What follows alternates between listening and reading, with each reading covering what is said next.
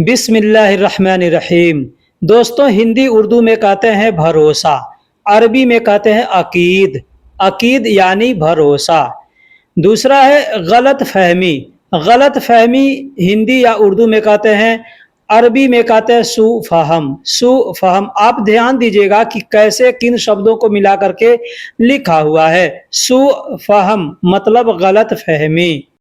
जैसे कहना हो मेरा भरोसा करो, यानी मेरा यकीन करो, मेरा एतबार करो। अरबी में कहेंगे सौवी अना अकीद। सौवी अना अकीद यानी मेरा भरोसा करो। सौवी का मतलब करो, अना का मतलब मेरा, और भरोसा को अरबी में अकीद कहते हैं। कहना होगा मेरा भरोसा करो यानी मेरा यकीन करो, तो अरबी में कहेंगे सौवी अना अकीद। सौवी अना अकीद मतलब मेरा भरोसा करो। मुझे गलत फहमी हुई थी। मुझे गलत फहमी हुई थी, अरबी में कहेंगे कान अना सुफहम। कान अना सुफहम। कान का मतलब होता है था, थे, थी। अना का मतलब मुझे, और गलत फहमी को अरबी में सुफहम कहते हैं। कहना होगा मुझे गलत फहमी हुई थी, तो कहेंगे कान अना सुफहम मतलब मुझे गलत फहमी हुई थी। अब यहाँ पे एक चीज बता दूं, अगर कहना होगा मुझे गलत फहमी है, तो वहां पे कहेंगे फी अना सुफहम। वहां पे कान शब्द को हटा देंगे और लिखेंगे या बोलेंगे फी अना सुफहम मतलब मुझे गलत फहमी है। अगर कहना होगा मुझे गलत फहमी हुई थी, तो कहेंगे कान अना सुफहम।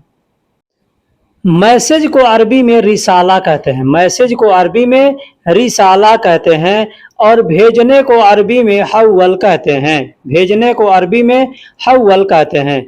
अब यहाँ पे ध्यान दीजिएगा, मैसेज भेजना हो, पैसे भेजना हो, किसी आदमी को भेजना हो, कोई खबर भेजना हो, हर जगह पर हव्वल का प्रयोग करेंगे।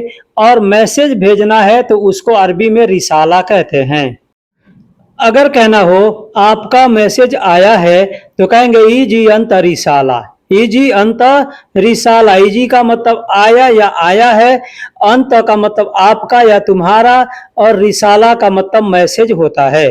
कहना होगा आपका मैसेज आया है, तो कहेंगे ईजी अंत रिसाला। अब यहाँ पे आया था कहना होगा, तो यहाँ पे ज्यादा कुछ करने की जरूरत नहीं, बस ईजी के बाद में तो का इस्तेमाल करेंगे। कहने ईजित। ईजित अंत रिसाला मतलब आपका मैसेज आया था। ठीक है। मेरे पैसे कब भेजोगे? मेरे पैसे कब भेजोगे? कहेंगे अना फुलूस मिता हव्वल। अना फुलूस। अना का मतलब मेरा या मेरे, फुलूस का मतलब पैसा या पैसे। कब को अरबी में मीता कहते हैं, और भेजने को अरबी में हव्वल कहते हैं। कहना होगा मेरे पैसे कब भेजोगे? कहेंगे अना फुलूस मीता हव्वल। अना फुलूस मीता हव्वल यानी मेरे पैसे कब भेजोगे। अब दोस्तों, बहुत से लोग हैं जो कंफ्यूज करते हैं क्या चीज, कि हम हिंदी में सोचते हैं कुछ और फिर लगता है सोचते हैं कि अरबी में तो इसका जुमला हमसे बन ही नहीं पा रहा है, आखिर करेंगे क्या। जैसे मेरे पैसे कब तक भेजोगे, अगर हमारे दिमाग में आए कि मेरे पैसे कब तक भेजोगे, इसको अरबी में क्या कहेंगे। हम यहाँ पे बता रहे हैं अना फुलूस मीता हव्वल, तो यहाँ पे सोचेंगे कि भाई तक के लिए तो अरबी शब्द इसमें इस्तेमाल नहीं किया है। लेकिन ये समझ लीजिए कि मेरे पैसे कब भेजोगे या मेरे पैसे कब तक भेजोगे, दोनों सूरत में कहेंगे अना फुलूस मीता हव्वल। आप या आपका, तुम या तुम्हारा। आप या आपका, तुम या तुम्हारा, इसको अरबी में कहेंगे इंत या अंत। इंत या अंत दोनों शब्द एक ही है। कोई इंत कहता है, कोई अंत कहता है। अरबी में लिखेंगे तो एक ही तरीके से लिखा जाएगा। बोलने के लिए कोई इंत कहता है, कोई अंत कहता है। यह शब्द मर्द के लिए इस्तेमाल किया जाता है। यही चीज अगर औरत को कहना होगा आपकी या तुम्हारी या आप तुम्हारी, तो वहां पे कहेंगे इंती या अंती। इंती या अंती कहेंगे मतलब आपकी, आप या तुम्हारी। औरत के लिए, मर्द के लिए अंत या इंत कहेंगे। मेरा, मैं या मुझे को अरबी में कहेंगे आना। आना मतलब मेरा, मैं या मुझे। वैसे ज्यादातर मैं या मुझे के लिए अना का प्रयोग किया जाता है। मेरा के लिए अलग शब्द है। मैं पीछे भी वीडियो में बता चुका हूं, कई वीडियो में, आगे भी इंशाल्लाह बताऊंगा। हो सकता है इस वीडियो के अंदर में भी मैं आपको बता दूं, अगर आप वीडियो को आखिरी तक देखिएगा तो इंशाल्लाह मालूम चलेगा। ठीक है, तो मेरा के लिए अना भी प्रयोग कर सकते हैं, लेकिन मेरा के लिए दूसरा शब्द इस्तेमाल किया जाता है। मैं या मुझे के लिए अना इस्तेमाल किया जाता है। जैसे कहना हो आपका नाम क्या है, आपका नाम क्या है। देखिए एक एक शब्दों का मतलब होता है, अगर आप एक शब्द को इग्नोर करेंगे तो फिर आपका जो जुमला है वो गलत हो जाएगा। ठीक है, यहाँ हिंदी में जुमला क्या है, आपका नाम क्या है। अरबी में कहेंगे हल इंत इस्म, हल इंत इस्म, हल का मतलब क्या है, इंत यानी आपका, इस्म का मतलब नाम होता है। मेरा नाम अब्दुल्ला है, मेरा नाम अब्दुल्ला है। अब जो भी नाम हो सकता है, नाम कुछ भी हो सकता है। एग्जाम्पल हमने दिया है, मेरा नाम अब्दुल्ला है, कहेंगे अना इस्म अब्दुल्ला, अना इस्म अब्दुल्ला। अब यहाँ पे ध्यान दीजिएगा कि जिस लैंग्वेज में जिस तरीके से सामने वाला बात करता है, उसी तरीके से हमको भी उसी अंदाज में बात करना चाहिए। ठीक है, जैसे यहाँ पे हमने पहले दिया आपका नाम क्या है, तो कहेंगे हल इंत इस्म। मेरा नाम अब्दुल्ला है, कहेंगे अना इस्म अब्दुल्ला। इसको बोलने के और भी तरीके हैं, मैं आपको यहाँ बताऊंगा।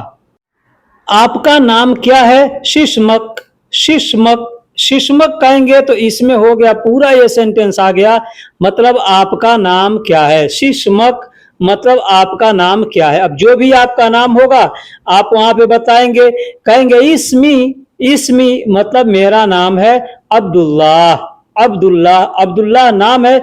किसी भी नाम का किसी भी लैंग्वेज में ट्रांसलेट करके नहीं बोला जाता। नाम जो भी होगा उसका भले अलग से मतलब कुछ भी हो, लेकिन नाम को नाम ही बोला जाता है। ठीक है, तो कहेंगे इस्मी अब्दुल्ला, यानी मेरा नाम अब्दुल्ला है। आगे हिंदी या उर्दू में कहते हैं आगे, अरबी में कहते हैं गिद्दाम, गिद्दाम मतलब आगे। अब यहाँ पे ध्यान दीजिएगा, हमने अरबी भी लिखा हुआ है, इसलिए कि अरबी में जो लोग बोलते हैं तो बड़ा काफ को ग के तरह इस्तेमाल किया जाता है। जैसे यहाँ पे हमने गिद्दाम लिखा है, लिखने के लिए गिद्दाम लिखते हैं, बोलने के लिए गिद्दाम बोलते हैं। ठीक उसी तरीके से रुकने को अरबी में वक़्फ़ कहते हैं, लेकिन लिखा जाता है वक़्फ़। तो वक़्फ़ लिखेंगे लेकिन बोलेंगे वक़्फ़, ये लोकल में ऐसे बोला जाता है। ठीक है, किताबों में आप गिद्दाम को गिद्दाम ही बोलते, वैसे आदत हो गया बोलने का गिद्दाम, इसलिए वो शब्द आ जाता है। ठीक है, तो गिद्दाम भी बोल सकते हैं, गिद्दाम भी बोल सकते हैं, और रुकना को वक़्फ़ भी बोल सकते हैं, वक़्फ़ भी बोल सकते हैं। अगर कहना हो आगे रास्ता कैसा है, आगे रास्ता कैसा या आगे का रास्ता कैसा है, कहेंगे तरीक कैफ गिद्दाम, तरीक कैफ गिद्दाम। जैसे आप कहीं जा रहे हैं और रास्ता नहीं मालूम है आपको कि अच्छा रास्ता है खराब रास्ता है, किसी से पूछना है यह रास्ता कैसा है, तो वहां पे कहेंगे हादा तरीक कैफ, हादा तरीक कैफ मतलब यह रास्ता कैसा है।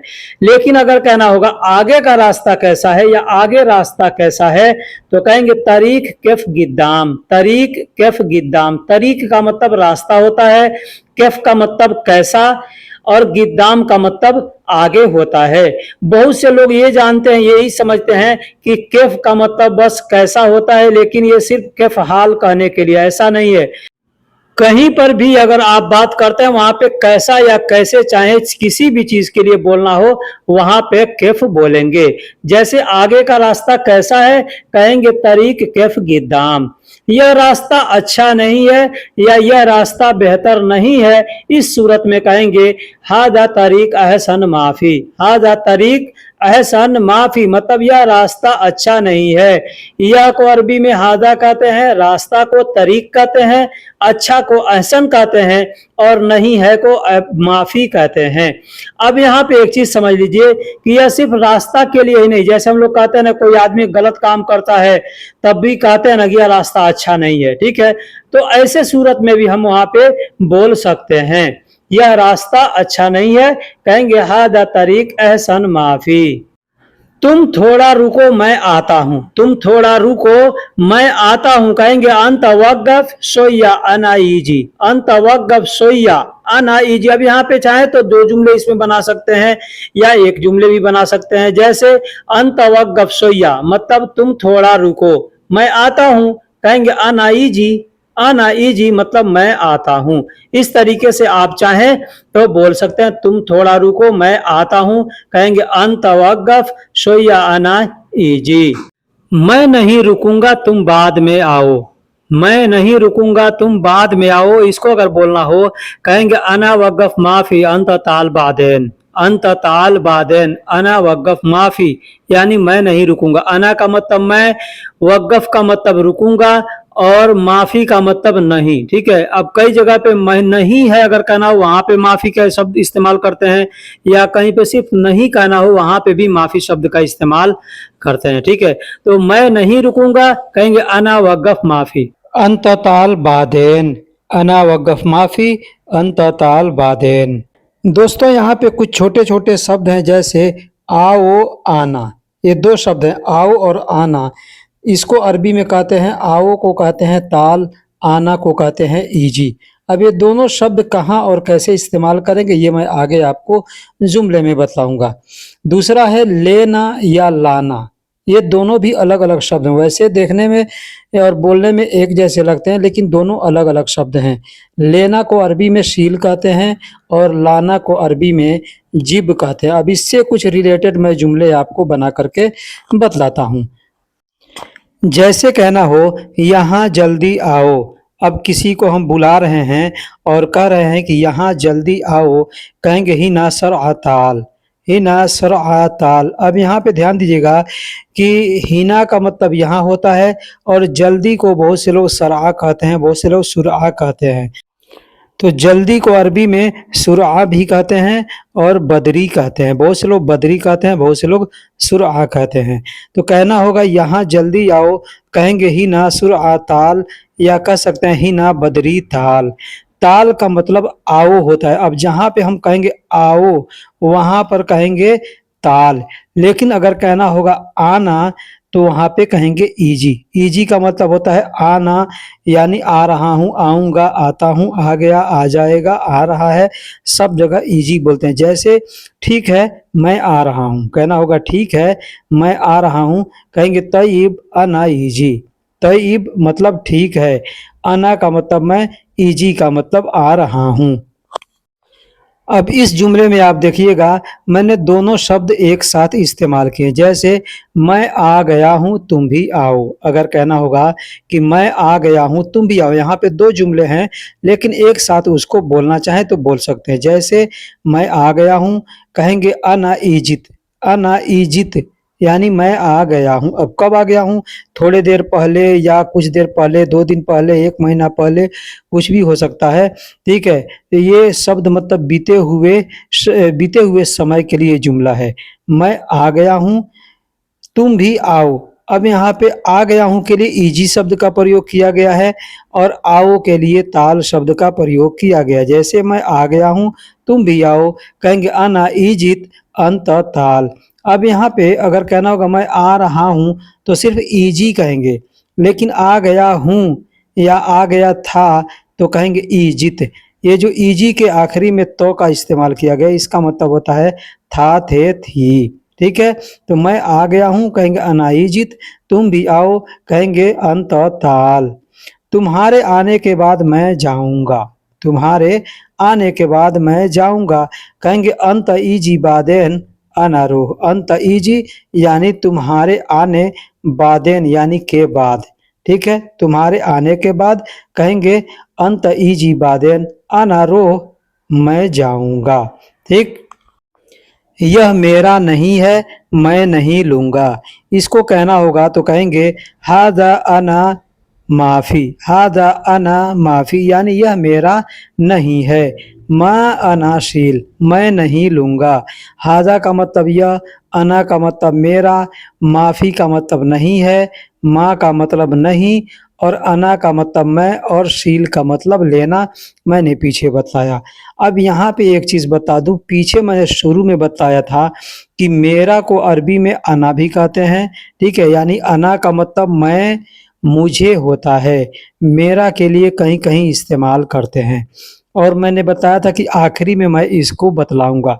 तो यहाँ पे हम चाहें तो कह सकते हैं हादा हग्गी, हग्गी माफ़ी, हादा हग्गी माफ़ी, या कह सकते हैं हादा हग अना माफ़ी, यानी अना के साथ में हग शब्द का प्रयोग करके बोलेंगे।